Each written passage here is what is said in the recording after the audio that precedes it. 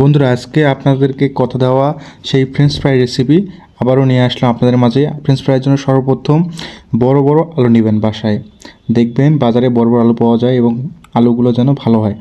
আলুগুলো প্রথমে ছিলে নেবেন আমাদের মতো সুন্দর করে। এরপর আমাদের মেশিন আসছে, মেশিনে আমরা সুন্দর করে ফ্রেঞ্চ ফ্রাই সাইজে করে নিই। আপনাদের যদি মেশিন নাই তাই আপনারা বাসায় নাইফ দিয়ে সুন্দর করে চারকোনা করে নেবেন, যেন ফ্রেঞ্চ ফ্রাইয়ের মতো আকৃতি হয়। ছোটো বড় হলে সমস্যা নেই, যেহেতু হাতের কাটা। আর আমার একটা কড়াইয়ে পানি ছিল গরম করা, ফুটন্ত পানি, সেই পানিতে আমি দিচ্ছি আমার সেই কাঁচা আলুগুলো, ফ্রেঞ্চ ফ্রাইস নামে কাটা আলুগুলো। এরপর 7-8 মিনিট সুন্দর করে আলুগুলো বল দেবেন।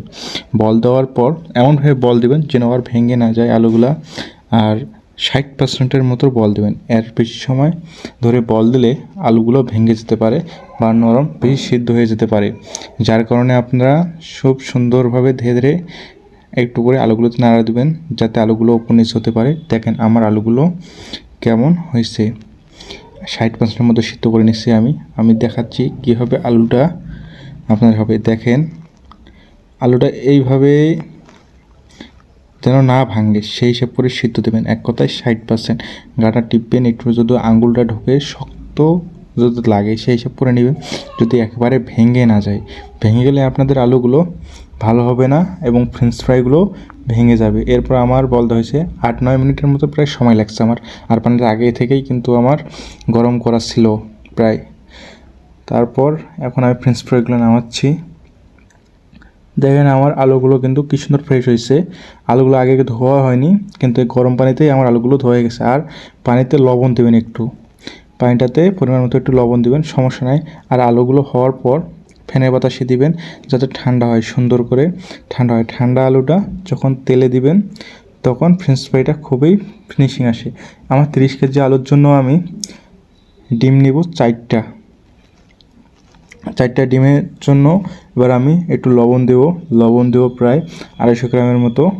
আর চিনি দেবো প্রায় হাফ কেজির মতো। 30 কেজির জন্য আপনারাও এইরকম একটু কাটাকাটি করে দিয়ে দিবেন, তাহলে ভালো হবে। সুন্দর করে সব কিছু নিয়ে এখানে টেস্টিং সল্ট আছে, চিনি আছে, লবণ আছে, এগুলো সব মেখে নেবেন। নেওয়ার পর ফ্রেঞ্চ ফ্রাইয়ের মধ্যে এইভাবে আমি যেভাবে দিয়ে মিক্স করতেছি এভাবে মিক্স করবেন। মিক্স করার পর সুন্দর করে এখানে মিক্স করতেছি আমি, উপর নিচে ভালো করে নাড়ছি এবং তারপর অ্যারারুট অথবা বার্লি যে আছে বাজারে কিনতে পাওয়া যায় সেসব দিয়ে সুন্দর করে মেখে নেবেন। মেখে নেওয়ার পর এগুলো ধীরে ধীরে সব কিছু কিন্তু সুন্দরভাবে মিনিশিং করে নেবেন যাতে আপনাদের প্রত্যেকটা আলুর গায়ে লাগে এবং সুন্দর করে চারপাশে লাগে, সেইভাবে সুন্দর করে নেড়ে নেবেন। তাহলে ফ্রেঞ্চ ফ্রাইটা ভালো হয় এবং চারপাশে খুব মচমচে ও কড়কড় হয়, যাতে খেতে খুব ভালো লাগে। আমার তেল 2টা কড়াই বসেছিল, খুব গরম তেল। এই তেলটা গরম করুন একটু, খুবই যেন গরম হয়, ধোয়া ওঠে তেলের মাধ্যমে। তারপর ফ্রেঞ্চ ফ্রাইগুলো ছেড়ে দিবেন। আমাদের তেলগুলো ধোয়া উঠছিলো, তারপর আমরা ফ্রেঞ্চ ফ্রাইগুলো ছাড়ছি। ফ্রেঞ্চ ফ্রাইগুলো ছাড়ার পর দেখেন কিছুক্ষণ পর কত সুন্দর হয়েছে আলুগুলা, চারপাশে সুন্দর ফিনিশিং আসছে, বেশি করে অ্যারারুট দেওয়া হয়েছিল যার কারণে দেখেন খুবই সুন্দর দেখা যাচ্ছে এবং লোভনীয়। এগুলো আপনারা এভাবে, আমাদের এটা হাফ বল ছিল, দেখেন এখন আবার আমরা ফ্যানে শুকাইতে দিচ্ছি। এগুলো আমরা ফ্রিজিং করি, ফ্রিজিং করার পর প্রতিদিন যতটুকু পরিমাণ লাগে নিয়ে আসি, এরপর নর্মাল করি।